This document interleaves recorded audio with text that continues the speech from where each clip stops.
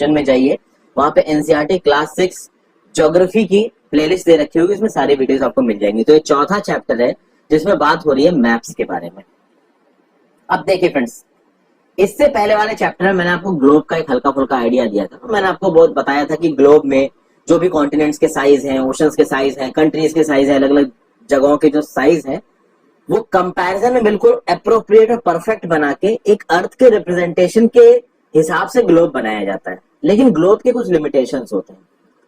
Globe आपके लिए तब काम का है जब आपको अर्थ एज अ होल समझना हो, earth as a whole study करना हो। लेकिन अगर आप अर्थ के किसी पर्टिकुलर हिस्से को स्टडी करना चाहते हो, जैसे आप अर्थ की एक पर्टिकुलर कंट्री को पढ़ना है, जैसे आप यूएसए को पढ़ना चाहते हो, अब यूएसए में 50 प्रोविंसेस हैं, अगर आप उन अलग अलग प्रोविंसेस को पढ़ना चाहते हो, फिर उनके अंदर बहुत सारे डिस्ट्रिक्ट्स, टाउन्स और विलेजेस को पढ़ना चाहते हो, तो उसमें फिर ग्लोब आपकी मदद नहीं करेगा, क्योंकि ग्लोब पूरी दुनिया को तो दिखा रहा है, पर उस दुनिया के अंदर की जो जगहें हैं, कंट्रीज हैं, उनके अलग अलग प्रोविंसेस हैं, स्टेट्स हैं, विलेजेस हैं, डिस्ट्रिक्ट्स हैं, वो नहीं दिखा रहा है। इस सिचुएशन में जब आपको पूरी पृथ्वी की किसी एक पर्टिकुलर जगह का स्टडी करना है, तो आप पे काम आएंगे मैप्स। तो map is a representation or a drawing of the earth surface or a part of it drawn on a flat surface according to a scale. यानी अर्थ सरफेस के किसी एक पार्ट को एक स्केल पे, एक फ्लैट सरफेस पे draw कर रखा है, सर्कुलर नहीं, क्योंकि ग्लोब तो सर्कुलर है, एक फ्लैट सरफेस पे ड्रॉ किया है, एक स्केल के हिसाब से ड्रॉ किया है। अब एक राउंड शेप को पूरी तरीके से फ्लैटन करना पॉसिबल नहीं है, बट जितना हो सकता है उतना सही तरीके से मैप्स को बनाया जाता है। तो एक मैप एक छोटा एरिया दिखाता है और उस छोटे एरिया में कुछ इंपॉर्टेंट फैक्ट्स को डिस्प्ले करता है। कुछ और मैप्स होते हैं जो एक बहुत बड़ी किताब के फॉर्म में होते हैं। जब वो किताब के फॉर्म में होते हैं तो उसमें अलग अलग जगह के बहुत सारे मैप्स साथ साथ आ जाते हैं, तो उसको बोला जाता है एटलस। एटलस बहुत अलग अलग साइज के होते हैं, मेजरमेंट्स के होते हैं, प्रोफेशनल एटलस होते हैं, स्कूल एटलस होते हैं, समझ रहे हैं। तो एटलस के भी अपने अलग टाइप्स हैं। हम लोग जो एटलस इस्तेमाल करते हैं ना फ्रेंड्स, वो स्कूल वाला बहुत ही बेसिक एटलस इस्तेमाल करते हैं। एटलस के बिल्कुल स्पेसिफिक्स में आप चले जाएंगे ना, तो मोटे मोटे बड़े बड़े एटलस होते हैं जिसमें ऐसी ऐसी इन्फॉर्मेशन होती है जो एक नॉर्मल पर्सन को समझ में ही नहीं आएगी। तो मैप्स एक ग्लोब से बहुत ज्यादा इन्फॉर्मेशन देते हैं और कुछ अलग अलग टाइप्स के मैप समझने की कोशिश करते हैं। फिजिकल मैप्स, आप अपना एटलस खोलोगे तो वहां पे फिजिकल मैप्स और पॉलिटिकल दोनों तरीके के मैप्स नजर आएंगे। जैसे फिजिकल मैप ऑफ इंडिया अलग होगा, पॉलिटिकल मैप ऑफ इंडिया अलग होगा। फिजिकल मैप दिखाता क्या है? फिजिकल मैप जिस जगह को भी डिस्प्ले कर रहा है उस जगह के फिजिकल फीचर्स को दिखाएगा, जैसे पहाड़ों को, प्लेट्यूज को, नदियों को, प्लेन्स को, ओशंस को, इसलिए इसको फिजिकल या रिलीफ मैप कहा जाता है। वहीं पे पॉलिटिकल मैप क्या दिखाएगा कि उस जगह पे जिसका मैप है वो पॉलिटिकल, उसमें सिटीज कौन कौन सी हैं, टाउन्स कौन कौन से हैं, विलेजेस कौन कौन से हैं, समझ गए ना। अगर कंट्रीज हैं बहुत सारी तो उन कंट्रीज की बाउंड्री क्या है, अगर स्टेट्स हैं बहुत सारे तो स्टेट्स की बाउंड्री क्या है, इनको कहा जाता है पॉलिटिकल मैप। तो फिजिकल मैप में नेचुरल रिलीफ फीचर्स को दिखाया जाता है। पॉलिटिकल मैप में जिस हिसाब से उसका एडमिनिस्ट्रेटिव सेटअप कर रखा है कि कंट्रीज की बाउंड्री कहाँ है, सिटीज की बाउंड्री कहाँ है, ये सब दिखाया जाता है। समझ गए फ्रेंड्स। अब देखिए यहाँ पे एक एक्टिविटी करके दिखाई गई और इस एक्टिविटी की बेसिस पे आपको यह समझाया गया कि एक ग्लोब जो कि राउंड होता है, क्योंकि हमारी पृथ्वी राउंड है, उस राउंड को आप परफेक्टली फ्लैटन नहीं कर सकते। कैसे दिखाएगा? आप एक ओल्ड रबड़ बॉल लीजिए और उसके ऊपर कुछ ड्रॉ करिए, ठीक है। फिर उस रबड़ बॉल पे आप एक नॉर्थ पोल और साउथ पोल भी ड्रॉ कर सकते हो, ऊपर वाले एंड और नीचे वाले एंड पे। अब इस बॉल को आप नाइफ से कट करके फ्लैटन करने की कोशिश कीजिए। आप देखेंगे कि जो ड्राइंग्स आपने बॉल के ऊपर बनाई है वो अजीब से डिस्टॉर्ट हो गई, वो परफेक्टली उस शेप में नहीं आई है। तो यही प्रॉब्लम होती है कि जब ग्लोब को आप फ्लैटन करेंगे ना तो परफेक्ट शेप्स पा पाना बहुत मुश्किल है। मैप्स जितना परफेक्ट हो सकता है उतने परफेक्ट बनाए जाते हैं, हालांकि पूरी तरीके से परफेक्ट पाना मुश्किल है जब आप एक राउंड सरफेस को फ्लैटन कर रहे हो, सीधा कर रहे हो। अब यहाँ पे थीमेटिक मैप्स की बात करते हैं। देखिए कुछ मैप्स स्पेसिफिक इंफॉर्मेशन की बात करते हैं, जैसे कुछ मैप्स रोड की बात करते हैं, कुछ मैप्स रेनफॉल की बात करते हैं, कुछ मैप्स फॉरेस्ट दिखाते हैं, कुछ मैप्स इंडस्ट्रीज दिखाते हैं। इनको बोला जाता है थीमेटिक मैप्स। यानी कि किसी एक पर्टिकुलर चीज के बारे में बता रहे हैं, जैसे कि कुछ मैप्स रेनफॉल के बारे में बता रहे हैं, कुछ मैप्स रोड के बारे में बता रहे हैं, कुछ मैप्स डिस्ट्रीब्यूशन ऑफ, जैसे कि अब इंडिया का एक मैप होगा जिसमें केवल रोड्स डिस्प्ले कर रखी हो, और वो भी इंडिया के एक मैप को बहुत सारे भाग में बांट के रोड्स को डिस्प्ले कर रखा होगा। तो ये होते हैं थीमेटिक मैप्स। मैप्स के होते हैं 3 कंटेंट कंपोनेंट, एक होता है डिस्टेंस, एक होता है डायरेक्शन, एक होता है सिंबल, ठीक है। सबसे पहले हम लोग बात करेंगे डिस्टेंस। देखिए मैप होती है ड्राइंग, जो पूरे दुनिया को या दुनिया के किसी छोटे से हिस्से को एक शीट ऑफ पेपर पे डिस्प्ले कर देती है। और ऑब्वियसली बात है, उस शीट ऑफ पेपर पे जो डायमेंशंस होंगे, एक्चुअल डायमेंशंस, वो रिड्यूस्ड स्केल पे दिखेंगे। यानी कि जो इतनी बड़ी दुनिया है वो पूरा तो आप मैप पे ड्रॉ नहीं कर सकते ऑब्वियसली, तो आप उस दुनिया को छोटा करके मैप पे ड्रॉ करोगे तो उसको बोला जाएगा रिड्यूस्ड स्केल। एंड ये reduction is done very carefully so that the distance between the places is real. यानी कि मान लीजिए आपने नॉर्थ अमेरिकन कॉन्टिनेंट का एक मैप बनाया और नॉर्थ अमेरिकन कॉन्टिनेंट में आप कुछ इस तरीके से करोगे कि देखिए यूएसए की न्यूयॉर्क सिटी और कनाडा का ओंटारियो शहर, तो नॉर्थ अमेरिकन कॉन्टिनेंट के मैप पे और मान लीजिए पॉलिटिकल मैप पे अगर यूएसए की न्यूयॉर्क सिटी और ओंटारियो जो कि कनाडा की एक सिटी है, इन दोनों के बीच का जो डिस्टेंस रियल में होगा, जब आप पूरा रिड्यूस्ड स्केल करके नॉर्थ अमेरिका कॉन्टिनेंट का मैप एक पेपर में बनाओगे ना, तो आप कुछ इस तरीके से बनाओगे कि उस पेपर में भी जो डिस्टेंस होगा न्यूयॉर्क सिटी और ओंटारियो के बीच में, वो उस रिड्यूस्ड प्रोपोर्शन के हिसाब से होगा। मतलब हर चीज को एक प्रोपोर्शन में रिड्यूस किया जाता है जिसको रिड्यूस्ड स्केल बोलते हैं, और फिर हर चीज उस मैप में उस रिड्यूस्ड स्केल के हिसाब से बनाई जाती है। तो इसके लिए एक स्केल चूज किया जाता है, और scale is basically the ratio between the actual distance on ground and the distance shown on the map. यानी कि मैं एक एग्जांपल ले रहा हूं कि अगर न्यूयॉर्क से लेके ओंटारियो के बीच की डिस्टेंस थी x किलोमीटर, किसमें? रियल में मान लीजिए x किलोमीटर है, और वहीं पे अगर मैप में जो ये डिस्टेंस है वो है y सेंटीमीटर। तो इसने क्या बोला? स्केल है रेशियो एक्चुअल डिस्टेंस का on the ground, distance shown on the map. तो ये जो मैप आपने बनाया है नॉर्थ अमेरिकन कॉन्टिनेंट का, इसका स्केल क्या होगा? इसका स्केल होगा x kilometre divided by y centimetre, क्योंकि x kilometre is the real distance between New York and Ontario and y centimetre is the distance between New York and Ontario on the map. समझ गए? तो अब जैसे कि फॉर एग्जांपल आपके school और आपके घर के बीच में डिस्टेंस है 10 किलोमीटर का, लेकिन अगर आप इस 10 किलोमीटर डिस्टेंस को मैप पे 2 सेंटीमीटर के टर्म्स में दिखाते हो, तो यानी 1 सेंटीमीटर मैप पे रियल में 5 किलोमीटर के बराबर है। और ये स्केल हर मैप के लिए जरूरी होता है, क्योंकि जब आप मैप को छोटा करके देख रहे हो तो आपको स्केल पता होना चाहिए, ताकि जब उस मैप के डिस्टेंस को आप मेजर करो और आपको स्केल पता है तो आप ओरिजिनल डिस्टेंसेस को भी कैलकुलेट कर पाओ। समझ के बातों को फ्रेंड्स? देखिए, मैं लार्ज एरियाज लाइक कॉन्टिनेंट्स, 2 तरीके के मैप है यहाँ पे भी जब स्केल की बात आती है, small scale map, large scale map. इन दोनों में फर्क क्या है कि जब बड़े एरियाज की बात होती है, कॉन्टिनेंट्स की बात होती है, कंट्रीज की बात होती है, जिनको अगर आपको किसी पेपर पे दिखाना है तो आप एक स्मॉल स्केल का इस्तेमाल करते हो।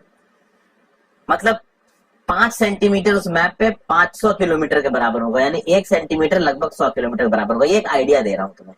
तो ये स्मॉल स्केल मैप हो गया, यानी कि आपने बहुत बड़ी बड़ी डिस्टेंसेस को बहुत छोटी छोटी डिस्टेंसेस पे ले आए हैं आप। लेकिन आप जब किसी एक बहुत छोटे एरिया का मैप बनाते हैं, मान लीजिए अपने गांव का मैप बना रहे हैं, टाउन का मैप बना रहे हैं, तो हो सकता है उसमें उस मैप का 5 सेंटीमीटर रियल में केवल 500 मीटर के बराबर हो, तो उसका 1 सेंटीमीटर कितने के बराबर हो गया? 100 मीटर के। इसको बोलोगे आप लार्ज स्केल मैप।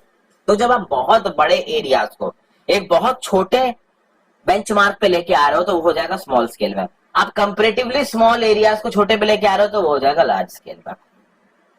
और आपको पता है कि अगर आप बहुत बड़े एरिया को छोटे से मैप पे लेके आ रहे हो तो आप बहुत ज्यादा इंफॉर्मेशन उसको डिस्प्ले नहीं कर पाओगे, लेकिन आप एक कंपैरेटिवली छोटे एरिया को मैप पे लेके आ रहे हो ना, तो आप उस पे ज्यादा इंफॉर्मेशन डिस्प्ले कर पाओगे। इसका मतलब ये होगा कि large scale maps give more information than small scale map. क्योंकि आप कॉन्टिनेंट्स को अगर आप एक मैप में लेके आओगे, पूरी पूरी कंट्रीज को आप एक मैप पे लेके आओगे, तो आप सारी सड़कें नहीं दिखा सकते, उसमें सारी झीलें नहीं दिखा सकते, ठीक है, सारे माउंटेन्स नहीं दिखा सकते, सारे एलिवेशन, सारे रिलीफ फीचर्स नहीं दिखा सकते। लेकिन अगर आप छोटे से गांव के मैप को लेके आओगे तो उस गांव के मैप पे आप झीलें भी दिखा सकते हो, किस किस इलाके में वेजिटेशन है ये भी दिखा सकते हो, किस किस इलाके से सड़कें निकल रही है ये भी दिखा सकते हो, रेलवे लाइन कहां से निकल रही है ये भी दिखा सकते हो, आप सब कुछ दिखा सकते हो। ये आपके लिए समझना बहुत जरूरी है। यहाँ पे एक एक्टिविटी 1 है जो कि फिगर 4.1 पे बेस्ड। हम लोग फिगर 4.1 देख लेते हैं। इस फिगर 4.1 को बहुत ध्यान से देखिए फ्रेंड्स। ये एक विलेज का मैप है, यहाँ पे एक स्केल दे रखा है और स्केल में बता रखा है कि 1 सेंटीमीटर बराबर 10 मीटर। यहाँ बहुत सारी चीजें दिखा रखी है, ऑर्चर्ड दिखा रखा है, करीम का घर दिखा रखा है, शीला का, विकास का घर दिखा रखा है, स्कूल दिखा रखा है, कुआं, shops, PO, community centre, tree, playground, सब कुछ दिखा रखा है इस मैप पर। अब हम लोग इस एक्टिविटी को करते हैं। इस एक्टिविटी जाने से पहले एक चीज और देख लीजिए फ्रेंड्स। मैप में एक बहुत इंपॉर्टेंट फैक्टर होता है जिसको बोलते हैं डायरेक्शन। और हर मैप में एक एरो दिया जाता है जो नॉर्थ बताता है, और एक ही एरो दिया जाएगा ज्यादातर जगहों पे, क्योंकि अगर आपको एक डिस्टेंस पता है, मान लीजिए अगर आपको नॉर्थ पता है, तो इन केस अगर आपको नॉर्थ पता है, मान लीजिए नॉर्थ ये है, तो ऑटोमेटिकली पता चल जाएगा कि इसके अपोजिट साइड पे साउथ होगा, इधर ईस्ट होगा और इधर वेस्ट होगा। तो आपको एक डायरेक्शन पता है तो आपको बाकी सारी डायरेक्शन ऑटोमेटिकली पता चल जाएंगे। यानी अगर कोई एक डायरेक्शन नॉर्थ के टर्म्स में दिखा रखी है तो बाकी डायरेक्शंस क्या है ये ऑटोमेटिकली आपको मालूम पड़ जाएंगे। तो किसी भी मैप के अपर राइट हैंड कॉर्नर में आपको एक एरो दिख जाता है जो नॉर्थ का डायरेक्शन या जो भी डायरेक्शन है नॉर्थ का वो आपको दिखा देगा, इसको नॉर्थ लाइन बोलते हैं। और जब आपको नॉर्थ की लाइन पता है तो बाकी 4 मेजर डायरेक्शंस आप पता कर लेंगे। जो 4 मेजर कार्डिनल पॉइंट्स होते हैं डायरेक्शंस वाले वो नॉर्थ, साउथ, ईस्ट, वेस्ट होते हैं, और इनके बेसिस पे आप बाकी और डायरेक्शन जैसे कि north east, south west, north west निकाल सकते हैं। जैसे फॉर एग्जांपल इधर देखिए,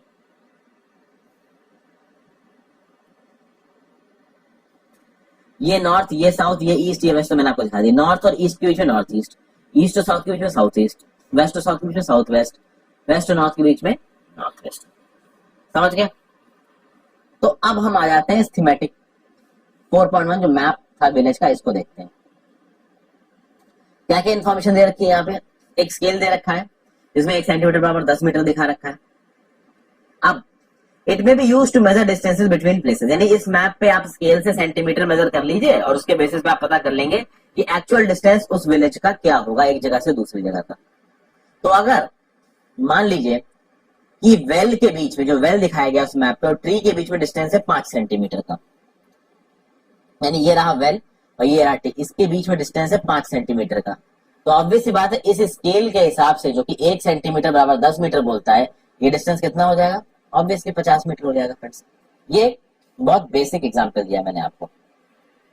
अब now the distance between POA to Karim house E is 12 centimetre. तो अगर POA और करीम हाउस E के बीच में 12 सेंटीमीटर का डिस्टेंस है तो ग्राउंड पे 120 मीटर का डिस्टेंस होगा, लेकिन आप उड़ के तो जाओगे नहीं, तो यू हैव टू वॉक। तो आप किस हिसाब से जाओगे? तो देख लेते हैं, करीम का हाउस E और POA। अब ये रहा करीम का हाउस E और POA। तो यहां से यहां जाने के लिए आप रास्ते से पहले यहां पहुंचेंगे, फिर यहां जाएंगे, फिर यहां जाएंगे और फिर यहां जाएंगे। और इस डिस्टेंस को, यानी आपसे पूछा जाए कि भैया उसकी जगह से, यानी कि करीम के घर से POA पहुंचने में कितना समय लगेगा, तो आप इन डिस्टेंसेस को स्केल से इस मैप पे मेजर कर लीजिए, उसको 10 मीटर से कर दीजिए मल्टीप्लाई, तो ओरिजिनल में वो डिस्टेंस कितना है वो भी आपको पता चल जाएगा। ये इस तरीके से चीजें फ्रेंड्स काम करती हैं। ठीक है, अब इसमें और कुछ एक्सरसाइजेस हैं, एक्सरसाइज नीचे देख लेते हैं कि हमको कुछ डायरेक्शंस फाइंड आउट करने हैं। जैसे कि आपको पता करना है कि direction of community centre the playground from Vikas house. तो विकास के हाउस से कम्युनिटी सेंटर का डायरेक्शन क्या है और प्लेग्राउंड का डायरेक्शन क्या है, देखते हैं। ये रहा विकास का हाउस। विकास के हाउस से सीधे जाएंगे तो नॉर्थ में पड़ेगा कम्युनिटी सेंटर, क्योंकि नॉर्थ आपको इस साइड पे दिखा रखा है। प्लेग्राउंड अगर आपको जानना है, विकास के हाउस से प्लेग्राउंड कुछ इस डायरेक्शन में है। तो इधर देखा तो ये है नॉर्थ, इधर देखा तो ये है ईस्ट, तो प्लेग्राउंड किस डायरेक्शन में होगा? North east. तो विकास के हाउस के रिस्पेक्ट में प्लेग्राउंड नॉर्थ ईस्ट में। सिंपल, समझ में आया कैसे? इस मैप नहीं समझ में आया तो इस मैप को ध्यान से देखिए। फिर आगे देखते हैं, the direction of school from the shops, यानी शॉप्स के रिस्पेक्ट में स्कूल का डायरेक्शन का क्या है। तो ये रही शॉप यहाँ पे, तो इसके रिस्पेक्ट में स्कूल का डायरेक्शन क्या है? तो शॉप ये है और डायरेक्शन इधर है स्कूल का, ये है नॉर्थ, तो ऑब्वियसली बात है ये क्या होगा? ईस्ट। तो शॉप्स के ईस्ट में है स्कूल का डायरेक्शन। ठीक है, अच्छा, आपको किसी एक जगह का डायरेक्शन जानना हो तो आप कंपास की मदद से भी जा सकते हो। ये एक ऐसा इंस्ट्रूमेंट होता है जो डायरेक्शंस बताता है कंपास की मदद से। एक मैग्नेटिक नीडल भी नॉर्थ साउथ डायरेक्शन बताती है। देखिए, मैग्नेटिज्म का प्रयोग करके डायरेक्शंस को पता करना, ये मैंने अपनी एनसीईआरटी के पहले के चैप्टर्स में बहुत अच्छे से पढ़ाया, आप जाके पहले देखिए, आपको समझ में आ जाएगा। तीसरी जो इंपॉर्टेंट चीज होती है, जैसे हमने डायरेक्शंस देख लिया, डिस्टेंस देख लिया, मैम में जो थर्ड मोस्ट इंपॉर्टेंट चीज होती है वो होती है symbol. This is the third important component. एक map, it is not possible to draw on a map the actual shape and size of different features, यानी कि एक मैप पे अलग अलग चीजों का एग्जैक्ट शेप आप नहीं डाल सकते, क्योंकि buildings, roads, bridges, trees, railway lines, well, अब एक मैप पे आप बिल्डिंग्स को कितना दिखाओगे, आप बिल्डिंग्स को दिखाने बनाने लगोगे, एक तो 2D में बनाओगे, 3D में तो बन नहीं रही है, तो जब 2D में मैप में आप बिल्डिंग बना रहे हो तो वो जगह घेरेंगी, और मैप को छोटे करने का पॉइंट ही यही कि जगह ना घेरे। तो अगर बिल्डिंग्स को, रोड्स को, ट्रीज को, कुएं को, ब्रिजेस को, रेलवे लाइंस को अगर मैप में दिखाना है तो आपको कुछ सिंबल्स डिसाइड करने पड़ेंगे। वो सिंबल कुछ शब्द हो सकते हैं, शेड्स हो सकते हैं, कलर्स हो सकते हैं, पिक्चर्स हो सकते हैं, लाइंस हो सकते हैं। और ये सिंबल्स लॉट ऑफ इंफॉर्मेशन देते हैं एक लिमिटेड स्पेस में, जिससे हम उसको आराम से ड्रॉ कर सकें और आराम से उसको पढ़ भी सकें। देखिए यहाँ पे कुछ कन्वेंशनल सिंबल्स यहाँ पे आपको दे रखे हैं फ्रेंड्स,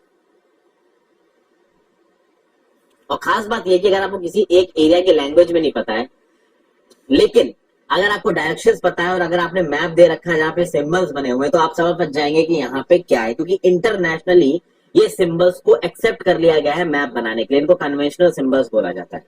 कुछ चीजों को सिंबल देख लेते हैं, जैसे रेलवे लाइन में अगर ब्रॉड गेज रेलवे लाइन है तो ये वाला सिंबल होगा, मीटर गेज है तो ये वाला होगा, रेलवे स्टेशन है तो नीचे RS करके एक चीज लगी होगी, रोड्स अगर मेटल्ड है तो ऐसी होंगी, अनमेटल्ड है तो ऐसी होंगी, बाउंड्री इंटरनेशनल है तो ऐसी होगी, स्टेट की ऐसी होगी, डिस्ट्रिक्ट की ऐसी होगी, रिवर्स इस तरीके से दिखेंगी, वेल ऐसे, टैंक्स ऐसे, कैनाल ऐसे, ब्रिजेस ऐसे, टेंपल इस तरीके से, चर्च इस तरीके से, मॉस्क इस तरीके से, छतरी इस तरीके से, पोस्ट ऑफिस PO से, post and telegraph office PTO से, पुलिस स्टेशन PS से, सेटलमेंट कुछ इस तरीके से लाल में और ग्रेवयार्ड कुछ इस तरीके से, ट्रीज ऐसे, ग्रासेस ऐसे।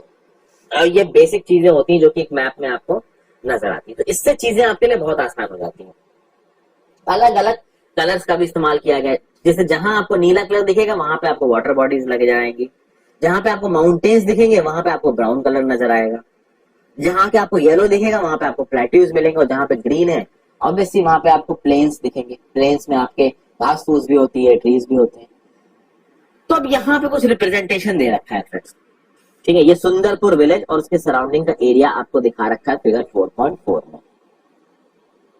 स्केच, अच्छा स्केच पे जाने से पहले फ्रेंड्स यहाँ पे देखिए, look at figure 4.4 then find out. सबसे पहले तो आपको पता करना है कि in which direction is the river flowing. देखते हैं भाई, रिवर कुछ इस डायरेक्शन में फ्लो कर रही है, आपको डायरेक्शन दिख रहा है। अब यहाँ पे फ्रेंड्स अगर रिवर इस डायरेक्शन में फ्लो कर रही है और नॉर्थ आपको इस तरफ दिखा रखा है, तो दिस इज नॉर्थ, तो दिस इज साउथ, तो दिस इज ईस्ट, तो दिस इज वेस्ट। तो ऑब्वियस सी बात है रिवर इस डायरेक्शन में फ्लो कर रही है, यानी इस डायरेक्शन फ्लो कर रही है, that means river is flowing in south west direction. Got it? तो पहले सवाल का हमको जवाब मिल गया। फिर दूसरा पूछा गया है, what kind of road passes by the side of village Dhumri.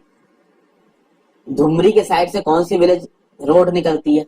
तो ये रहा धुमरी, धुमरी के ऊपर से ये निकल रही है रेलवे लाइन और बगल से ये रोड्स निकल रही हैं। ये रोड्स किस तरीके की रोड्स की एग्जांपल है, ऊपर देखते हैं। दीज रोड्स, तो धुमरी के विलेज के साइड से मेटल्ड रोड्स निकल रही हैं।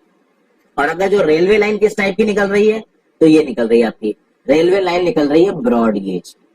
तो धुमरी विलेज के साइड से ब्रॉड गेज की रेलवे लाइन निकल रही है और मेटल रोड्स निकल रही है। एक चीज फ्रेंड्स आपको ये क्लियर हो गया। और धुमरी विलेज के जस्ट नॉर्थ में यहाँ पे एक रेलवे स्टेशन भी है, ये भी दिख गया आपको। फिर अगला देखते हैं, on what type of railway line is Sundarpur situated. ये रहा सुंदरपुर, कौन से तरीके की रेलवे लाइन है अभी बता दिया फ्रेंड्स आपको, ठीक है। ये ही रेलवे लाइन तो एक जा रही है, आप देखिए क्या बताया मैंने ऊपर जाके। फिर आगे, on which side of the river bridge railway bridge is the police station situated. Railway bridge के कौन से साइड में पुलिस स्टेशन सिचुएटेड है? अब देखिए फ्रेंड्स, यहाँ पे सबसे पहले तो हम लोग देखते हैं कि PS ये रहा पुलिस स्टेशन। रेलवे ब्रिज कहीं दिख रहा है आपको? ये रहा रेलवे ब्रिज, ये साइन नजर आ रहा है कुछ इस टाइप का? क्या यहाँ साइन हमने ऐसा देखा था कहीं पे? ब्रिजेस के लिए हमने क्या साइन देखा था? ये वाला साइन देखा था। तो ऑब्वियसली बात है ये रहा ब्रिज, और ब्रिज के रिस्पेक्ट में हमको पुलिस स्टेशन की डिस्टेंस जाननी, तो ये रहा मतलब डायरेक्शन जानना है। तो ये तो नॉर्थ है, ये साउथ है, ये ईस्ट है, ये वेस्ट है, तो पुलिस स्टेशन किस डायरेक्शन में है? South east. रिवर किस डायरेक्शन में फ्लो कर रही थी? South west. ठीक है, आगे चलिए। अब ये आप खुद करने की कोशिश करो। On which side of the railway station do the following lies. 4 मैंने बता दिए, इन 4 से आपको टोटल समझ में आ गया होगा। बाकी 5वां वाला जो है ये आप खुद करिए। इतना बताने के बाद तो अब आपको कर ही लेना चाहिए। अब ना कर पाए फ्रेंड्स तो और डिस्कस करिए और समझने की कोशिश करिए। क्लासरूम एजुकेशन के पर्सपेक्टिव से दोस्तों अगर आप पढ़ रहे हैं तो चीजें बहुत आसान है। कॉम्पिटिटिव एग्जाम्स के तरीके से पढ़ रहे हैं तो उनको पता होना चाहिए। क्लासरूम में थोड़ी बहुत चलिए आसान तो है, पर थोड़ी बहुत प्रॉब्लम हो सकती है चीजों को समझने में। स्केच की बात करते हैं। स्केच क्या होता है? स्केच एक ऐसी ड्राइंग होती है जो आप मेमोरी से देख के बनाते हो, मेमोरी और ऑन स्पॉट ऑब्जर्वेशन से देख के बनाते हो, टू द स्केल नहीं होती है। जैसे फॉर एग्जाम्पल आपके दोस्त ने आपसे फोन करके पूछा कि भाई यार मैं तुम्हारे घर तक पहुंचना चाहता हूँ। मान लीजिए कि वो फर्रुखाबाद स्टेशन से उतरा है और फर्रुखाबाद स्टेशन से उसको आगे थोड़ा जाना, एक जगह है धुमरी नाम की, तो धुमरी नाम की उसको जगह जाना है और फर्रुखाबाद स्टेशन से वो उतरा है और आप अपने घर में धुमरी में बैठे हुए, तो दोस्त आपको फोन करेगा और आपसे पूछेगा स्टेशन से कैसे आऊं यार। तो आप एक काम करोगे कि एक पेज पे रफ सा मैप बना सकते हो और उसको व्हाट्सएप पे फोटो खींच के भेज सकते हो। तो उस मैप में आप बता दोगे कि भाई स्टेशन के गेट से ऐसे निकलो, फिर थोड़ा आगे जाके राइट लो, फिर 45 डिग्री पे सड़क जा रही है उसके आगे आओ, फिर थोड़ा आगे लेफ्ट जाओगे तो आपको यहाँ पे मेरा घर धुमरी मिल जाएगा। तो बेसिकली इसको बोलते हैं स्केच, जो ऑन द स्पॉट आप अपनी मेमोरी के बेसिस पे बताते हो। ठीक है, तो इसको एक रफ ड्राइंग बोलते हैं। तो such a rough drawing is drawn without scale and is called as a sketch map. तो एक ऐसी रफ ड्राइंग जो बिना स्केल के ड्रॉ करी जाती है इसको स्केच मैप कहा जाता है। इस रफ ड्राइंग की कभी कभी रिक्वायरमेंट होती है किसी पर्टिकुलर एरिया में, किसी पर्टिकुलर प्लेस के बारे में बताने के लिए। जब खासकर वो प्लेस जब आप रिस्पेक्ट टू अदर प्लेसेस बता रहे हो, जैसे स्टेशन से घर पहुंचना तो स्टेशन के रिस्पेक्ट में आप बता रहे थे। वहीं पर हम देखें कि प्लान क्या होता है। तो देखिए, plan is a drawing of small area to on a large scale. एक स्मॉल एरिया की ड्राइंग को एक लार्ज स्केल पे आप ड्रॉ कर रहे हो। A large scale map gives lot of information, but there are certain things which may sometimes want to know, for example the length of breadth of a room which can't be shown on a map. At that time we can refer drawings drawn to scale called a plan. यानी कि आपने एक map बनाया किसी particular area का, ठीक है। मान लीजिए कोई एक इंडस्ट्रियल टाउनशिप है। अब उस इंडस्ट्रियल टाउनशिप का आपने मैप बनाया तो आपको पता चल जाएगा उस मैप से कि भैया यहाँ पे कहाँ से रोडें निकल रही हैं, कहाँ पे इसमें पुलिस स्टेशन है, अगर बीच में कहाँ पे टेम्पल है, ये सब तो आपको उस मैप से पता चल जाएगा। बट अगर आपको जानना हो कि वहां पे बिल्डिंग्स कितनी ऊंची हैं, ठीक है ना, वहां पे जो बीच में कॉमर्शियल सेटलमेंट के बीच में जो हाउसेस बने हुए हैं वो उनके डायमेंशंस क्या है, तो अगर वो डायमेंशंस जानने हैं आपको, उन डायमेंशंस की लेंथ और ब्रेड्थ जाननी है तो आपको प्लान वाला मैप बनाना पड़ेगा। समझ गए? तो एक मैप को मॉडिफाई करके एक ऐसी चीज बनाना जिससे वहां पे जो चीजें हैं उनके डायमेंशंस भी पता चले, उसको बोला जाता है प्लान। तो plan is drying of a small area on a large scale. ठीक है, इससे पता चलता है प्लान आपका।